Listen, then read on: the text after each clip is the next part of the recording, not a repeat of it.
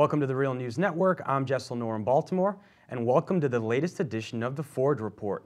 We're now joined by Glen Ford. He's the co-founder and executive director of Black Agenda Report and author of The Big Lie, an analysis of U.S. media coverage of the Grenada invasion. Thank you so much for joining us again, Glen. Thanks for the invitation. So, Glen, we're at the 60th anniversary of the Brown versus Board of Education Supreme Court decision, which ruled that separate is not equal, that public schools need to be desegregated, especially in the U.S. South. Now, 60 years later, corporate education reformers, those that advocate charter schools, such as Joel Klein, the former chancellor of New York City Public Schools, has said that education reform is the civil rights issue of the 21st century. But now we have an increasing amount of data which indicates that segregation is at the same or even worse than it was 60 years ago in public schools. And also that one of the favorite tools of corporate education reform, charter schools, which are publicly funded and privately run, that they actually make segregation worse. And this is, of course, a policy that was first really expanded under No Child Left Behind under President Bush, but has been expanded dramatically with Race to the Top under President Obama. So talk about where we are 60 years later as far as segregation goes in public schools. Well, the charter school proponents never talk about the most fundamental issue in society, and that is democracy.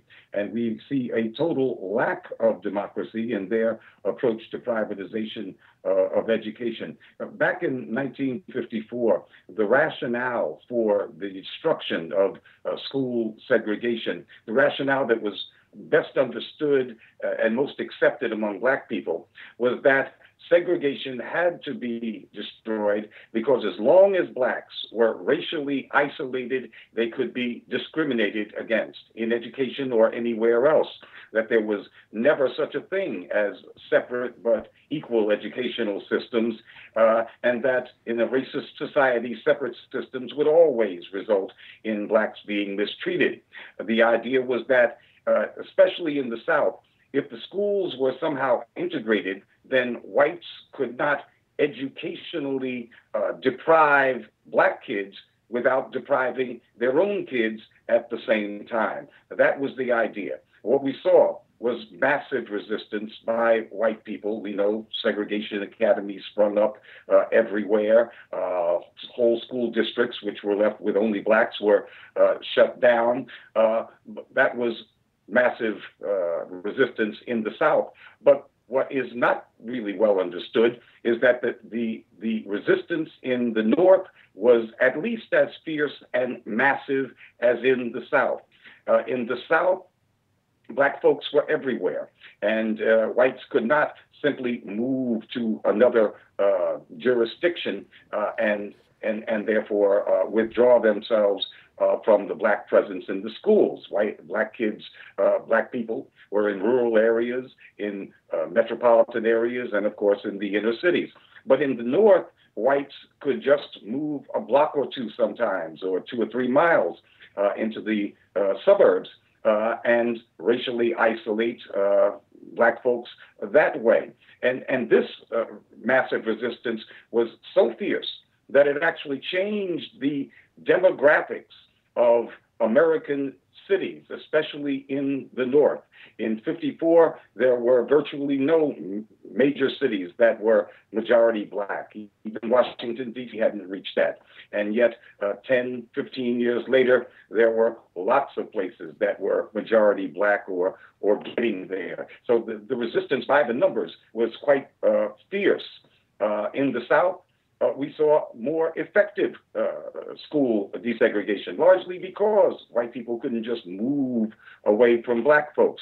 Although suburbanization has increased in the South, and lots of that is part of the continuing resistance to integration.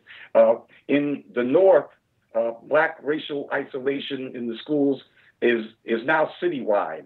That is,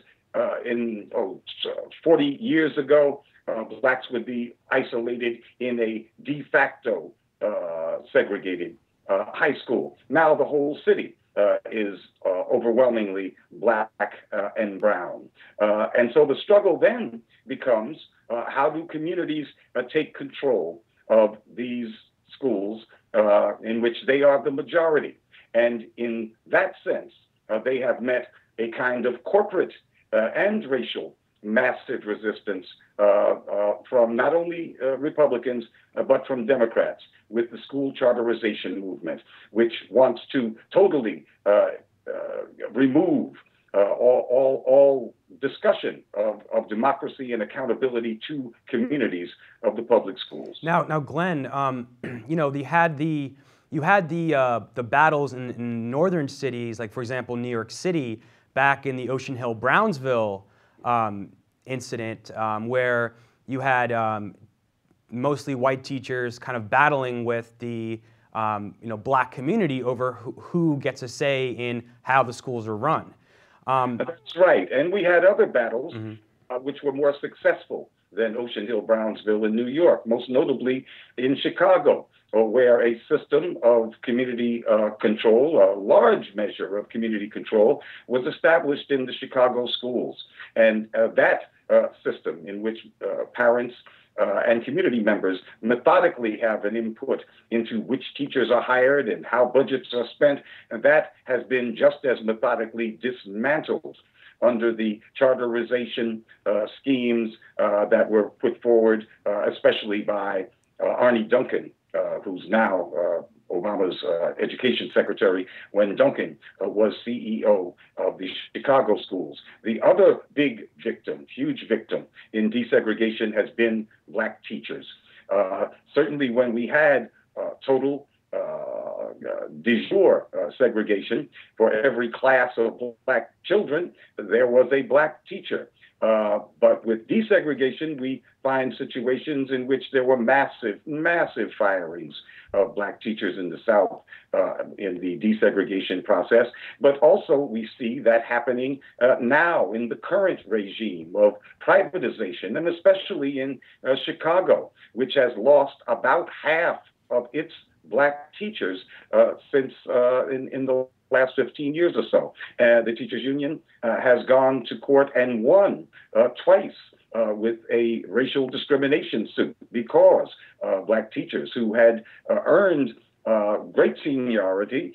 Teaching used to be one of the few professions that black folks with education could aspire to, and so it was heavily populated with black aspiring professionals.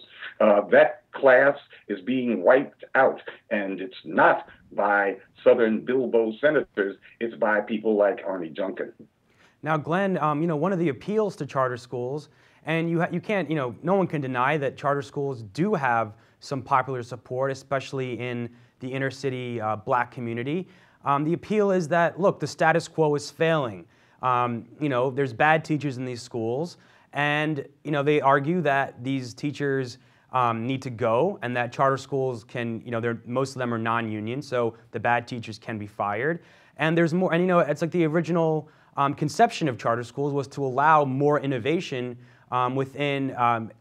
inside the public school sphere, and allow high needs children different services and the things they needed to get.